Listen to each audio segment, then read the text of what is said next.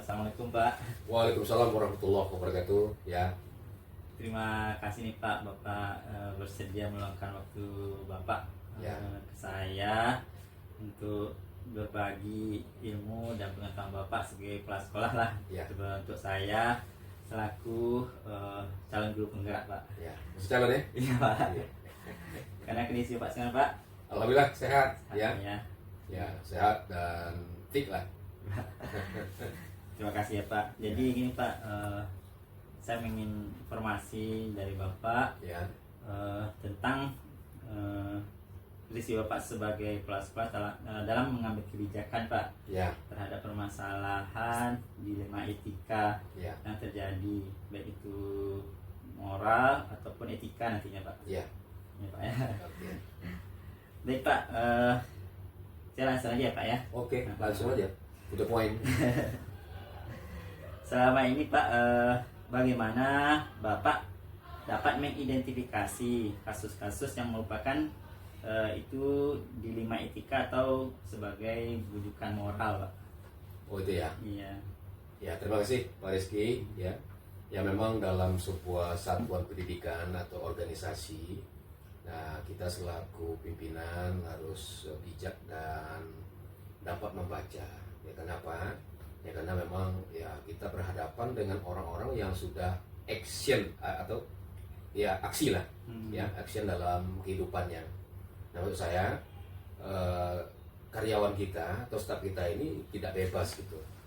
Ada yang bertanggung jawab terhadap keluarganya, ibu bapaknya, ada yang bertanggung jawab pada anak istrinya.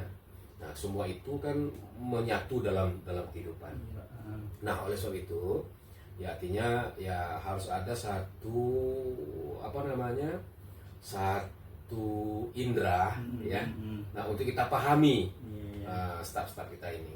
Perasaan lah Pak. Ya ada indera yang selain mungkin indera yang sudah ada ini ya. Nah ada satu lagi yang dibutuhkan untuk ya memahami itu semua. Artinya jangan sampai kita menghakimi orang yang memang sebetulnya pahlawan. Tapi kita anggap sebagai orang yang ya tidak disiplin, padahal mungkin di keluarganya dia adalah pahlawan. Nah oleh situ deteksi ini yaitu ya butuh rasa. Nah butuh rasa. Ya. Nah dari rasa itulah kita paham. Ya, kenapa? Karena sebetulnya dalam kehidupan kita tidak susah juga. Karena kebaikan itu akan terpancar gitu. Dan keburukan itu juga akan nampak gitu. Jadi ya tidak serta-merta sebagai pemimpin itu kita melihat orang dia dalam arti melanggar aturan, terlambat kah atau ya tidak hadir kah? Ya tidak hanya mata, tapi ada hati. Nah hati inilah yang kita dalami. Terlek juga Pak ya. Iya, ya, itu. Sama juga saya nyampaikan kepada guru-guru. Jangan menghakimi siswa. Pokoknya siswa terlambat datang, jarang mengerjakan tugas, bahkan tidak hadir di sekolah. Karena ada permasalahan. Ada permasalahan. Dan ini sudah saya buktikan sendiri dan saya sudah eksperimen sendiri. Nah, di satu hari dulu ya di sekolah yang sebelumnya saya mendapat laporan siswa ini terlambat, tidak mengerjakan tugas, bahkan juga tidak hadir. Nah, akhirnya saya buatlah program namanya home visit. Jadi guru saya datangkan ke rumahnya. Nah disitulah gurunya ya terheran-heran atau bangga bahkan terharu melihat sosok seorang anak yang dimana anak itu adalah pahlawan di keluarganya. Nah yang terjadi itu apa Pak Rizky? Ternyata bapaknya stroke, ibunya buruh cucian. Nah dialah yang mengcover, menyiapkan sekolah adiknya, menyiapkan ini, menyiapkan itu. Nah tentu saja dengan aktivitas seperti itu, nah anak ini sering terlambat ke sekolah. Nah kalau anak-anak ini sempat kita hakimi dan sementara kita tidak tahu apa sebenarnya yang terjadi, berarti kita zolim. Nah ini luar biasa ini. Itulah maksud Bapak. Jadi perlu indera Iya betul. Oke. Tuh. Baik Pak, kita lanjutkan Pak. Ya. Selama ini bagaimana Bapak menjalankan pengambilan keputusan di sekolah, terutama untuk kasus-kasus di mana ada dua kepentingan yang sama-sama benar nih Pak, Ya. atau sama-sama mengandung nilai kebajikan di antaranya Pak. Ya, yang pertama, kalau saya selalu memposisikan diri sebagai struktur tubuh kita ini. Iya. Nah, mohon maaf, sekarang posisi kepala. Hmm. Nah, kepala itu memang ini Iya. kepala. Ini bukan kepala. Ini bukan kepala. Kaki juga bukan kepala. Ya artinya, ya kepala itu ya kepala gitu. Jadi kepala itu tidak bisa mengambil, tidak bisa begini. Iya. Nah, kepala itu tidak bisa berjalan. Jalan. Nah, semua itu berfungsi gitu. Nah, itu sebabnya dalam rapat sudah saya katakan bahwa sebenarnya semua kita ini adalah kepala. Tapi di bidang kita masing-masing. Hmm. Mulai dari guru. Guru yang mengampu mata pelajaran adalah kepala sekolah di bidang itu. Nah, ya kan? Kelasnya pada waktu. Nah, wali kelas, sebagai wali kelas, dia kepala kelasnya di situ. Kaprodi, dia kepala di program studinya. Iya. Nah, waka, berarti dia kepala di bidangnya. Nah, kepala sekolah, tentu kepala sekolahnya gitu. Nah, iya, oleh sebab itu dalam pengambilan, ya saya memanfaatkan semua kekuatan itu. Dan ya kita bukan CCTV, atau kita bukan malaikat yang serba tahu. Jadi sebelum mengambil keputusan apakah itu kebijakan yang signifikan, nah kita perlu melibatkan Formasi dari itu Pak ya. formasi itu semua. Jadi kita ini kan sistem. Iya. Nah oleh sebab itu kalau kita baca sistem, nah kepala itu tidak akan bisa apa-apa kalau tidak ada tangan, tidak ada kaki. Iya. Nah juga kaki tidak akan bisa bergerak kalau tidak ada kepala. Ini adalah sebuah sistem. Dan saling mendukung Nah, ya, dan saling mensupport gitu Ya, ya. jadi Formasi dari jadi masing-masing itu perlu jadi Pak. untuk mengambil keputusan yang Iya. Pak Rizky sebut tadi, ini baik, kemudian di mana yang mau kita ambil, nah ini perlu kita musyawarahkan. Jadi pertimbang semuanya Pak. Ah, itu. Jadi kita libatkan stakeholder, Iya. kita libatkan apa? Harapan kita tentu keputusan yang kita ambil benar adanya.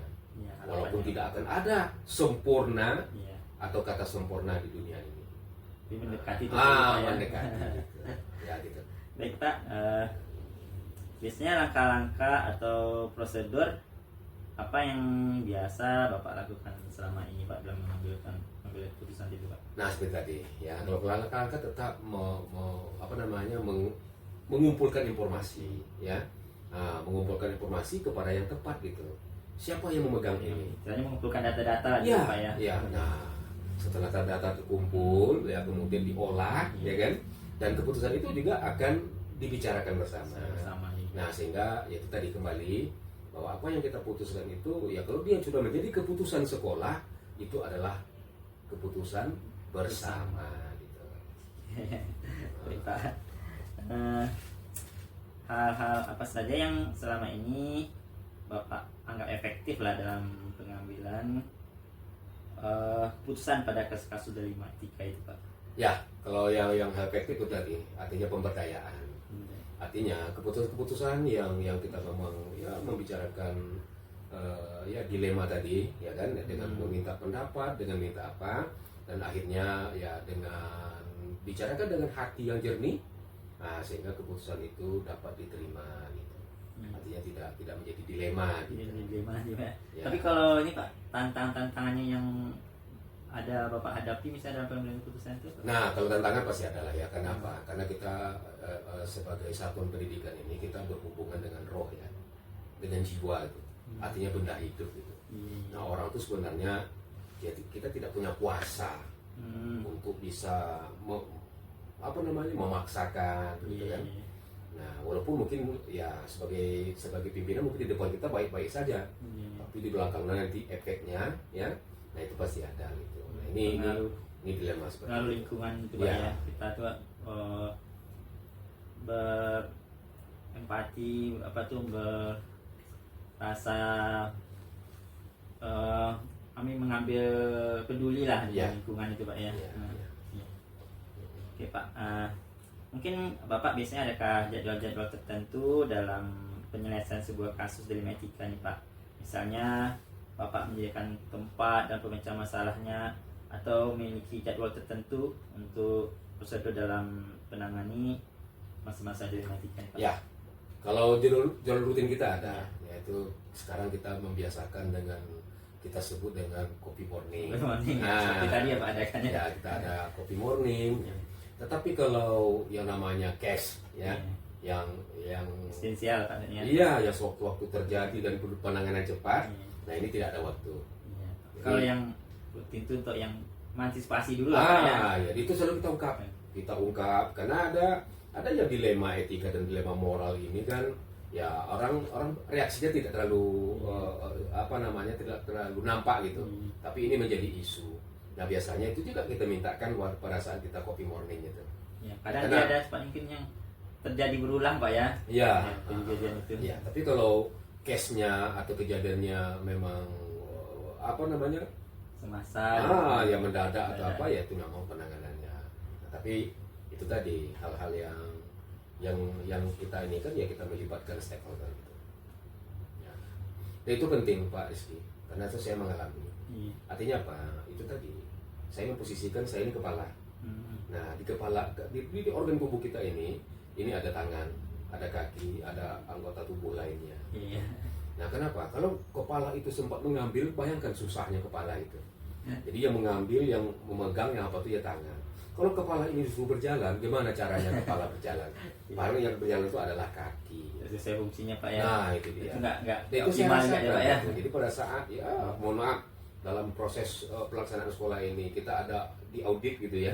Nah saya hanya duduk tenang aja. Nah yang menjawab ini tangan kanan, yang menyelesaikan ini tangan kiri, yang mengambil itu kaki pergi ke sana gitu. Sesuai dengan alamat Iya. Pak ya. Kan Nah, ditanya kan dan itu nyaman sekali, nyaman sekali. Jadi ya kita menyelesaikan ya semuanya terlibat gitu. Nah itu untungnya. Baik Pak, tentu juga ada nih Pak yang hal-hal yang mempermudah Bapak lah untuk yang membantu Bapak dalam pengambilan keputusan dalam kasus-kasus ini Pak. Ya, kalau yang permudah tentunya ya lingkungan ya, artinya staf-staf yang tangguh, staf-staf yang kreatif, inovatif ya.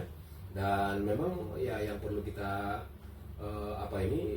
rubah mindset ini adalah rasa memiliki tadi. Jadi bagaimana ya sebagian ada yang mungkin empati, bukan empati, apatis. Nah ini kita rekrut, kita apa sehingga kebersamaan itu memperlancar semuanya. Baik Pak, ini sampai pertanyaan terakhirnya Pak. Terakhir ya. Pak, dari semua hal yang telah Bapak sampaikan nih Pak, pembelajaran apa yang dapat Bapak petiklah dari pengalaman Bapak selama ini dalam pengambilan keputusan nih Pak? Ya, seperti tadi kalau kita simpulkan itu tadi ya, seorang pemimpin atau ya yang diberikan amanah ya wajib haruslah menggerakkan semua kekuatan dan kemampuannya. Jangan main tunggal. Jangan mengambil keputusan sendiri. Ya kenapa? Ya karena semua kalau yang ya kita ini lemah gitu. Saya perasaan itu. Perasaan itu saya itu lemah gitu. Ketika berkolaborasi itulah jadi, kekuatannya. Kalau kita perasaan kita lemah, tapi kalau perasaan kita angkuh, kuat, sombong, rasanya selesai semuanya. Tapi nanti efeknya ke kita gitu. Nggak lempeng kita. Tapi kalau kita merasa lemah, kita butuh orang lain. Nah pada saat kita butuh orang lain, butuh kita beri motivasi, kita semangati, kita fasilitasi. Nah sehingga dengan apa yang kita berikan dan orang tuh jadi orang tuh pasti akan membalas dengan kebaikan. Karena prinsip saya satu, hidup tuh menanam. Ya, Pak. Kalau kita baik, orang lain juga akan baik. Terus mungkin apa juga Pak ya, kalau bisa kita tuh hidupnya mengambil manfaat lah gitu ya Pak ya. Gitu. Jangan hidup kita itu Menyusahkan orang. adanya seperti tidak ada dia gitu lah begitu Pak. Saya kalau saya memang itu juga saya yang Pak saya hindarkan pada diri saya sebenarnya kita tuh ada situ posisinya seperti tak ada itu jangan sampai seperti itu. Kita datang tidak menambah, pergi tidak mengurangi. Atau namanya mentimun bungkus. Kalau bisa bermanfaat lah Pak ya bagi kita. Ya. Baik Pak, yang Pak sampaikan tadi sangat bermanfaat bagi saya Pak. Jadi pengetahuan saya mudah-mudahan juga bisa saya aplikasikan, saya terapkan juga lah nanti bagi saya Pak. Ya. Dan bisa juga saya tularkan juga nanti. Oke. Pak, saya sangat terima kasih nih buat Oke, Bapak ya. saya Pak ya. Pak Rizky, selamat sukses Terima kasih Pak, Bapak jadi sukses juga. CGP ya. Iya. Tapi bisa hilang C-nya. Hilang C-nya Pak. Oke. Terima kasih ya Pak. Ya. Assalamualaikum. Oke. Salam warahmatullahi wabarakatuh. SMK Bisa. SMK Hebat. SMK Negeri 4 Pekanbaru. Prestasi nomor 1 melaju. Ya. Saya. Assalamualaikum Pak Eri. Waalaikumsalam warahmatullahi wabarakatuh. Apa kabar Pak? Alhamdulillah baik. Sehat Pak ya. Sehat. Gimana aktivitas sekarang Pak? Alhamdulillah aktivitas sekarang ini cukup padat. Ya. Ya kan. Nah, jadi agak banyak kegiatan yang harus dilaksanakan sekarang ini. Iya Pak. Saya terima kasih kali ya sama Bapak nih. Bapak sudah meluangkan waktu untuk saya untuk memenuhi tugas saya Pak sebagai calon guru penggerak, dan saya mohon izin juga Bapak nih berharap Bapak bisa berbagi dengan saya tentang bagaimana kebijakan seorang pemimpin dalam pengambilan keputusan nih Pak, terutama dalam masalah dilema etika ataupun rujukan moral Pak. Baik. Ya Pak, jadi kalau ada mungkin beberapa pertanyaan saya akan sampaikan ke Bapak. Di antaranya Pak nih, selama Bapak sebagai kepala sekolah Pak, bagaimana Bapak dapat mengidentifikasi kasus-kasus yang merupakan itu dilema etika atau rujukan moral Pak? Baik. Selama ini dalam mengidentifikasi bahwasanya kasus itu merupakan rujukan moral atau dilema etika, ya, kita tinggal melihat. Yang pertama tentu kasus tersebut melibatkan siapa, dan kasus tersebut juga akan berakibat kemana. Itu ini perlu diidentifikasi semuanya dan dipisahkan mana yang rujukan moral, mana yang dilema etika. Gitu. Karena selama ini memang yang terbanyak terjadi itu adalah di dilema etika gitu. Kita terkesan kasus tersebut ini kalau dibiarkan kasus tersebut ini akan membahayakan panjangnya PDP-nya Pak ya, ke jangka panjang gitu. Nah, maka itu harus diantisipasi dari awal gitu. Nah, sementara kerujukan moral ya pastinya mungkin ada beberapa hal tentang kasus tentang etika, ya kan, yang penanganannya harus dilakukan secara pendekatan secara persuasif mungkin kepada pihak-pihak yang terkait dengan kasus tersebut. Gitu. Oke Pak, selanjutnya nih Pak, bagaimana Bapak menjalankan pengambilan keputusan di sekolah Bapak, terutama terhadap kasus di mana ada dua kepentingan yang sama-sama benar nih Pak, yang mengandung nilai kebajikan. Selama ini kalau seandainya saya menemukan kasus seperti itu yang dimana di dalam kasus tersebut ada nilai sama-sama benar gitu. Nah, selama ini tentu kita akan mencari penyelesaian pakai skala prioritas, di mana kita tidak bisa menyalahkan satu pihak atau kita tidak bisa juga memenangkan satu pihak, tapi memang harus benar-benar dilihat, betul-betul dilihat dan diklarifikasi dari dua unsur ini gitu. Nah, jadi setelah didapat kasus apa sebenarnya yang terjadi, maka baru dicarikan solusi, dan solusi ini tentu berdasarkan prioritas tadi, dan semuanya semua pihak terkait itu pasti terkonfirmasi dengan baik. Gitu. Solution apa ya? Itu. Ya. Baik Pak. Selanjutnya Pak, langkah-langkah atau prosedur apa yang biasa Bapak lakukan selama ini dengan seperti itu Pak? Pastinya langkah-langkah awal tentu identifikasi dulu. Identifikasi semua permasalahan yang ada. Setelah itu tentu dikumpulkan semua permasalahan tersebut. Setelah itu baru nanti kita akan panggil pihak-pihak terkait dan kita akan diskusi dengan pihak terkait tersebut. Tentu ada konfirmasi terkait dengan permasalahan yang ada. Nah, jadi langkah-langkahnya tetap kita harus melakukan identifikasi. Setelah identifikasi, mengumpulkan semua data-data yang ada. Setelah itu baru kita diskusikan secara bersama-sama, tentu dengan musyawarah. Setelah itu baru kita ambil suatu keputusan. Apapun keputusan tersebut nanti kita sampaikan, dan setelah itu pun akan tetap ada evaluasi. Evaluasi. Baik Pak, untuk selanjutnya Pak, hal-hal apa saja yang selama ini Bapak anggap efektif nih dalam pengambilan keputusan dalam dilema etika itu Pak? Hal yang sangat efektif selama ini yang saya lakukan mungkin di sekolah saya, tentu semua permasalahan tersebut memang benar-benar terkonfirmasi dengan baik antara pihak yang bermasalah. Nah, setelah terkonfirmasi dengan baik, ini supaya tidak ada miss nantinya. Kalau seandainya kita hanya mendengarkan sepihak saja, tentu permasalahan ini nanti tidak seimbang gitu. Dan dalam membuat keputusan juga nanti pasti ada yang dirugikan. Nah, setelah mengetahui semuanya dan dari semua pihak terkait, baru bisa kita akan mengambil keputusan yang baik juga. Pak ya. Gitu. Baik Pak, kalau tantangannya Pak selama ini dapat mengambil keputusan itu?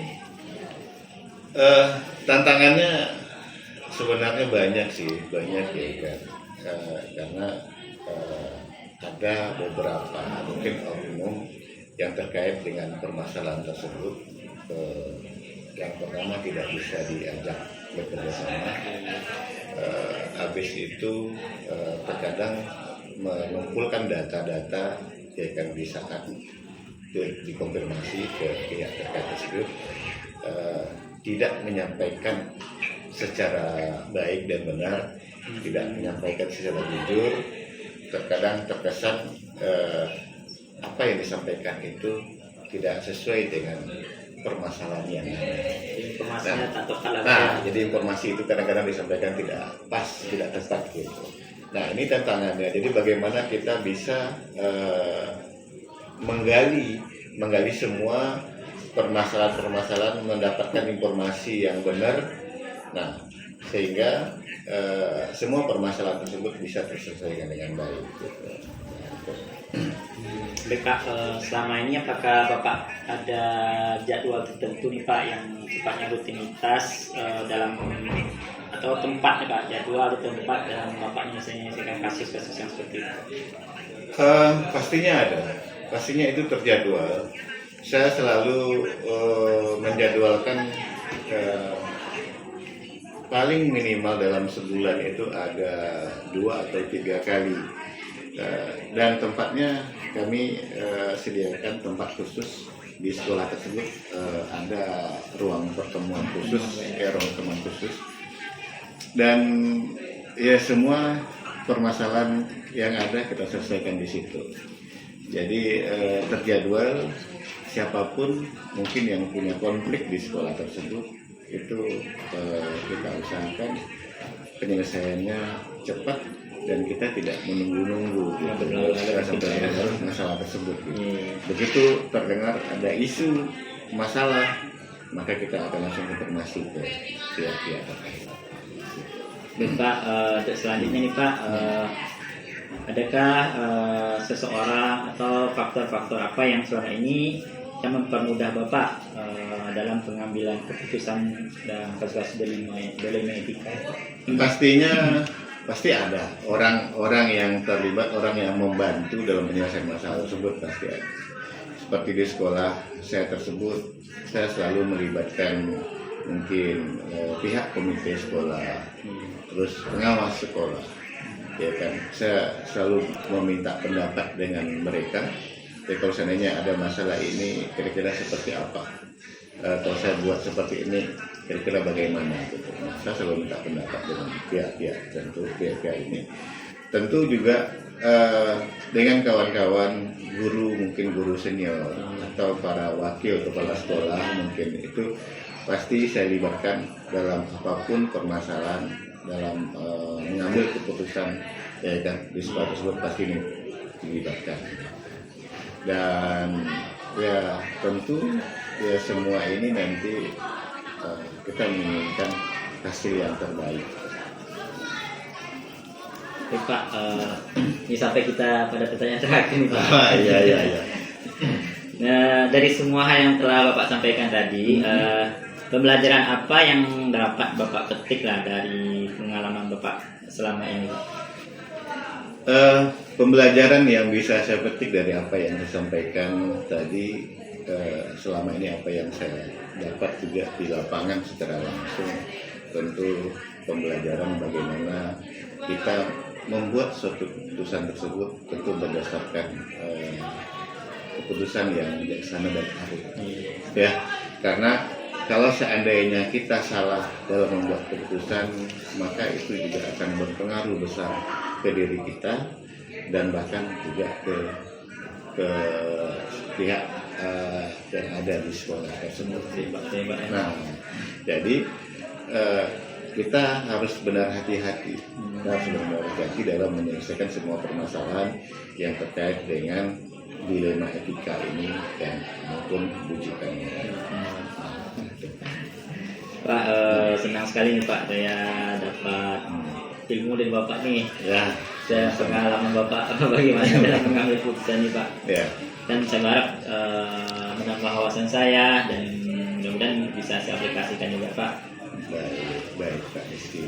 Jadi saya ucapkan banyak terima kasih Pak atas waktu Bapak dan sharing Bapak berbagi dengan saya Pak. Ya.